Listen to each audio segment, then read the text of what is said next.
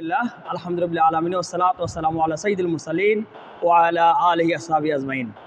বাংলাদেশ শ্রমিক কল্যাণ ফেডারেশন আশুলিয়া থানার আশুলিয়া ইউনিয়ন কর্তৃক আয়োজিত আজকের এই সহযোগী সদস্য সম্মেলন উপস্থিত রয়েছেন আশুলিয়া থানার সম্মানিত অর্থ সম্পাদক, আশুলিয়া ইউনিয়নের সম্মানিত সভাপতি, সেক্রেটারি, বিভিন্ন দায়িত্বশীল ভাইরা, বিভিন্ন ইউনিট থেকে আগত সভাপতি, সেক্রেটারি, দায়িত্বশীল ভাইরা, বিভিন্ন কর্মী ভাইরা ও আমার একান্ত আত্মার আত্মীয় প্রিয় সহযোগী সদস্য ভাইরা, সকলকে আবারও রাসূল করিম সাল্লাল্লাহু আলাইহি ওয়াসাল্লামের শিখানো ইসলামিক সম্ভাষণ আসসালামু আলাইকুম ওয়া রাহমাতুল্লাহি ওয়া তাআলা বারাকাতুহু।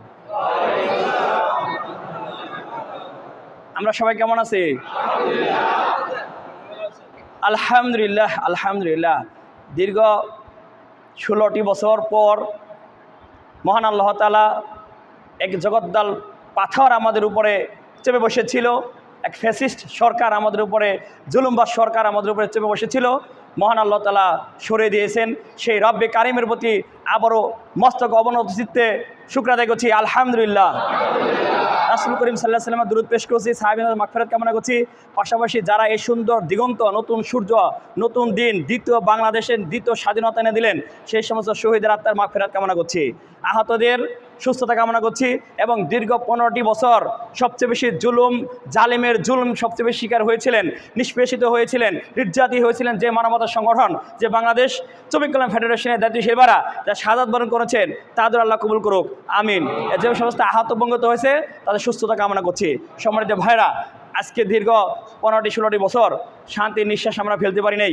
এ দেশ জাতির কখন কি হয়, দেশ বিক্রি হয়ে যাচ্ছে, দেশের সম্পদ কোটি কোটি টাকা পাচার হয়ে যাচ্ছে। সেই হিসাবে আমরা ছিলাম দেশ নিয়ে সংকীর্ণতায়, দেশ নিয়ে সংকীর্ণতায় ছিলাম, আমরা দ্বিধাহীন ছিলাম দেশের কি হয়। আর অনেক মানুষের এত বেশি নির্যাতিত হয়েছিল, এত মামলা হয়েছিল, কারো 37টা পর্যন্ত মামলা, কারো 400-500 মামলা হয়েছিল। কেউ বাড়িতে ঘুমাইতে পারে নেই, 15টি বছর বাড়িতে ঘুমাইতে পারে নেই। তো মহান আল্লাহ তাআলা এমন সুন্দর একটা পরিবেশ করে দিয়েছেন, প্রত্যেক ব্যক্তি এখন ন্যায় কথা বলতে পারে, স্বাধীনভাবে মত প্রকাশ করতে পারে। আগে ফেসবুকে একটা স্ট্যাটাসও দিতে পারতো না, এখন ফেসবুকে মন খুলে লিখতে পারে। যখন আমরা দেখব কিছু লিখতে গেলে সেটা মুছতে হচ্ছে, তখন বুঝবো স্বাধীনতা নেই। যখন আমরা দেখব কিছু লিখলে আমাদের বাধা দিচ্ছে, তখন বুঝবো স্বাধীনতা নেই। এখন বর্তমানে আমরা যা মনে চায় তাই আমরা মুখ খুলে বলতে পারি, যা মনে চায় তা আমরা লিখতে পারি, যেখানে সেখানে, চায়ের দোকানে, রাস্তাঘাটে আমরা আমাদের মন খুলে আমাদের মত প্রকাশ করতে পারি, ঠিক কিনা? মহান আল্লাহ তাআলা আমাদেরকে এই সুন্দর একটা পরিবেশ দিলেন, সেই জন্য সেই রব্বে কারিমের শুকরিয়া বারবার করা লাগবে। আমাদের উপদেষ্টা সংগঠনের আমির বলেছেন যে আমাদেরকে এর জন্য কী করতে হবে? তওবা ইস্তিগফার করতে হবে, বেশি বেশি তওবা করতে হবে। শেষ রাতে আমাদেরকে আল্লাহ তাআলার সান্নিধ্যের জন্য নিবিড় তত্ত্বাবধানে, আল্লাহকে একাকিত্বে, মহান আল্লাহকে সামনে আসে মনে করে আমাদেরকে তাহাজ্জুদের নামাজ পড়তে হবে, বেশি বেশি তওবা ইস্তিগফার বেশি বেশি পড়তে হবে। কোনো আনন্দ বিজয় মিছিল করার দরকার নেই।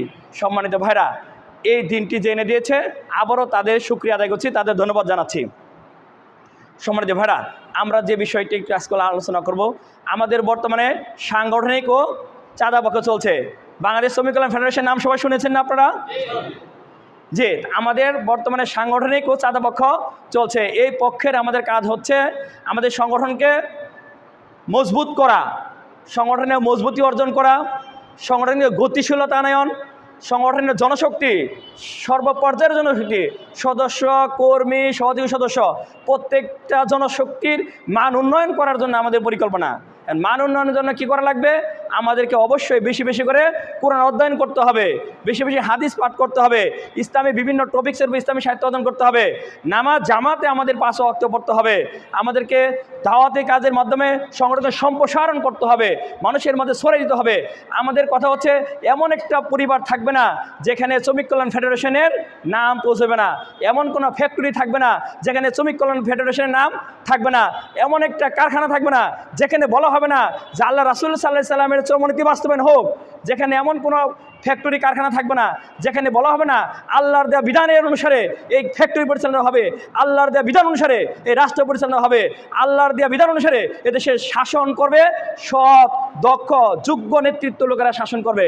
প্রত্যেকটা ফ্যাক্টরিতে, প্রত্যেকটা পাড়া মহল্লায়, প্রত্যেকটা কারখানায় আমরা এই দাওয়াত পৌঁছে দেবো ইনশাল্লাহ। পারবো তো আমরা? ইনশাল্লাহ। আমরা মনে করি আমাদের সংগঠনের প্রত্যেকটা কর্মী, প্রত্যেকটা সহযোগী সদস্য, প্রত্যেকটা সাপোর্টার এক একটা বীর মর্দে মুজাহিদ।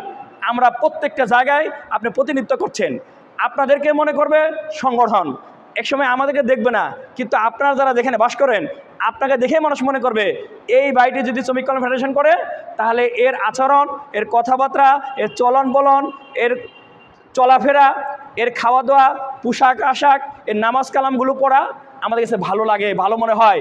তার মনে হচ্ছে তাহলে শ্রমিক কল্যাণ ফেডারেশন সত্যি একটা ভালো দল, সত্যি শ্রমিকদের উপযোগী দল, সত্যি শ্রমিকদের কল্যাণকামী একটা দল, এটা মনে করবে। আর যদি কোনো ভাই আপনাদের আচার আচরণ, আপনাদের কথাবার্তা, আপনাদের চলন বলন, আপনার পোশাক আশাক, আপনার ব্যবহার, সভ্যতা, যদি আপনার রুচি যদি মনে হয়, আপনি নামাজ কালাম পড়া, মানুষের সাথে হাঁটাচলা করা যদি মনে হয় এই লোকটা তো বখাটে, লোকটা তো ভালো না, নিয়মিত নামাজ পড়ে না, আচরণ ভালো না, কথাবার্তা ভালো না, চাল চলন ভালো না, চলন বলন ভালো না, এর বাড়িতে পর্দা নাই, পোশাক আশাক ভালো পড়ে না, তাহলে কিন্তু মানুষ বলবে এই শ্রমিক কল্যাণ ফেডারেশন কখনো মানুষের জন্য কল্যাণ বয়ে আনতে পারে না। এর জন্য আপনার প্রত্যেকটা কর্মী এক একটা শ্রমিক কল্যাণের এক একটা প্রকাশক, শ্রমিক কল্যাণের আত্মপ্রকাশক। শ্রমিক কল্যাণ ফেডারেশন কি সেটা মানুষ কীভাবে জানবে? সেটা আপনার ধারা মানুষ মূল্যায়ন করবে। আপনি যে সমাজে বাস করেন, আপনি যে ফ্যাক্টরিতে কাজ করেন, যে কারখানায় কাজ করেন, যে মসজিদে নামাজ পড়েন, যে মহল্লায় আপনি থাকেন, যে পরিবার, যে কলোনিতে আপনি থাকেন, ওইখানে আপনাকে যারা প্রতিনিধিত্ব করবে শ্রমিক কল্যাণ ফেডারেশনে আপনি একজন প্রতিনিধি। মানুষ বিচার করবে, জাস্টিফাই করবে যে এই বাড়িটি যদি ভালো হয় তার মানে শ্রমিক কল্যাণ ফেডারেশন ভালো। আপনার মুখে যতই বলি না কেন ভালো, কিন্তু কোনোদিনও সেটা মানুষ গ্রহণ করবে না। অ্যাকসেপ্ট করবে তখন যখন আপনার আচরণ, আপনার পার্শ্ববর্তী মানুষের আচরণ যখন দেখবে ভালো, যারা ভালো কথা বলে, এরা কথা কাজে মিল রেখেছে, এরা যা বলো তাই করে, তার মানে বোঝা গেল তাহলে এই পরিবেশটা আসলে এরা ভালো। তাহলে আমাদের এখন যেটা করণীয় সেটা হচ্ছে প্রথমত আমাদেরকে, আমরা শ্রমিক কল্যাণ ফেডারেশন ইহকালীন কল্যাণ, পরকালীন মুক্তির পথ দেখাই। আমরা বলি বাংলাদেশে একমাত্র একটা শ্রমিক সংগঠন যে সংগঠনটা শ্রমজীবী মানুষের অধিকার আদায় করার জন্য চেষ্টা করে, শ্রমিকের ন্যায্য অধিকার পাওয়ার জন্য চেষ্টা করে। রাসূল সাল্লাল্লাহু আলাইহি ওয়াসাল্লাম যেমন বলেছেন শ্রমিকের ঘাম শুকানোর পূর্বেই তার মজুরি দিয়ে দাও, সেরকম একটা পরিবেশ, সেরকম শ্রমিক বান্ধব, সেরকম একটা সরকার প্রতিষ্ঠা করা, সেরকম সৎলোকের শাসন কায়েম করা, সেরকম কারখানা প্রতিষ্ঠা, কারখানার সাথে মালিক শ্রমিকের সম্পর্ক তৈরি করার জন্য সেতু বন্ধন হিসাবে কাজ করে শ্রমিক কল্যাণ ফেডারেশন। সম্মানিত ভাইরা, আমরা চাই মালিক খাবে তো শ্রমিক খাবে না, তা হবে না, তা হবে না। শ্রমিক পাবে তো মালিক পাবে তো শ্রমিক পাবে না, তা হবে না। মানুষের শ্রমিকের যে অধিকার, ন্যায্য অধিকার, সেটা তাকে দিতেই হবে, সেটা তাকে পাইয়ে দেওয়া, তার নিশ্চিত করা। সেই জন্য সর্বত্র সহযোগিতা, আইনি সহযোগিতা, অন্যান্য সহযোগিতা, যত প্রকার লজিস্টিক সাপোর্ট লাগে সব কিছু আমরা দিয়ে শ্রমিকের ন্যায্য অধিকার ইনশাল্লাহ আমরা পাইয়ে দেওয়ার ব্যাপারে আপনাদের সাথে আমরা আছি, থাকবো ইনশাল্লাহ।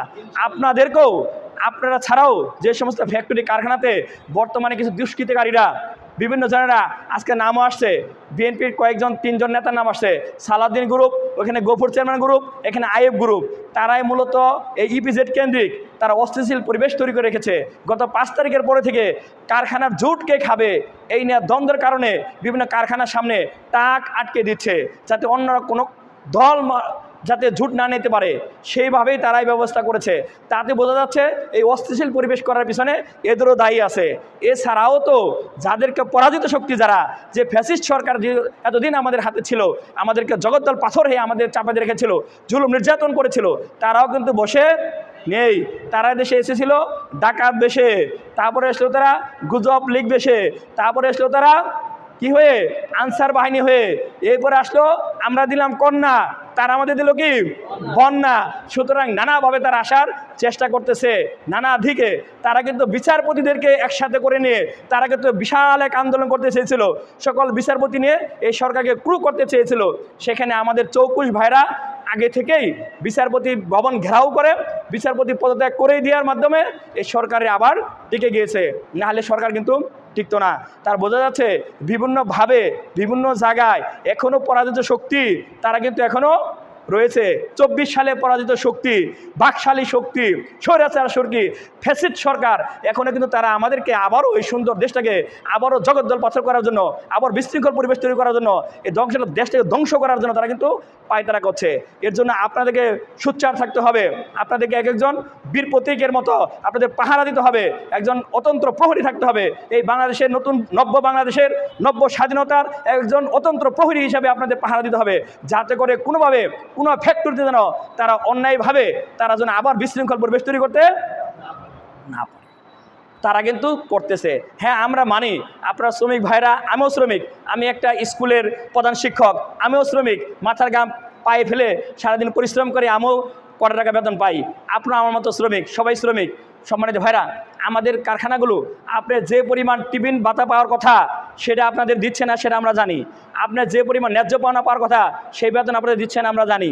কিন্তু তারপরেই কি এই সরকারটা আসার পরই তাই বলে কি সকল দাবি দেওয়া মেনে নেওয়া এর পক্ষে সম্ভব এখনই? এই সরকারের একটা পলিসি আছে, আওয়ামী লীগের একটা পলিসি ছিল, তারা করেছিল আপনাদের বেতন বাড়িয়ে দেবে, এদিকে দ্রব্যমূল্যের ঊর্ধ্বগতি করে দিবে, তাহলে যেলাও সেই কত হবে।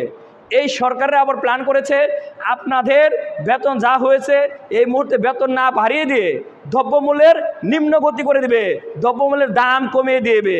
তাহলে কি আপনাদের হাতের নাগালে পাওয়া যাবে না সব জিনিস? ইনশাল্লাহ। তো একদিকে প্রথমত দ্রব্যমূল্যের নিম্নগতি হবে, সব জিনিসের দাম কমিয়ে দেওয়া হবে, তাতে শ্রমিকদের খাওয়ার মতো অবস্থা হবে, এরপরে শ্রমিকদের বেতনও বেড়ে যাবে, আর দ্রব্যমূল্যের আর দাম ইনশাল্লাহ বাড়বে না। এইটা হচ্ছে এই সরকারের পলিসি। তাহলে এই সরকারকে আমাদেরকে সময় দিতে হবে। মাত্র আসলো, তাকে এত দাবি দেওয়া করলে সে কী করবে? যেখানে 15টি বছর দাবি করার সুযোগ ছিল না, তাহলে আমাদের এখানে একসাথে এত দাবি কেন?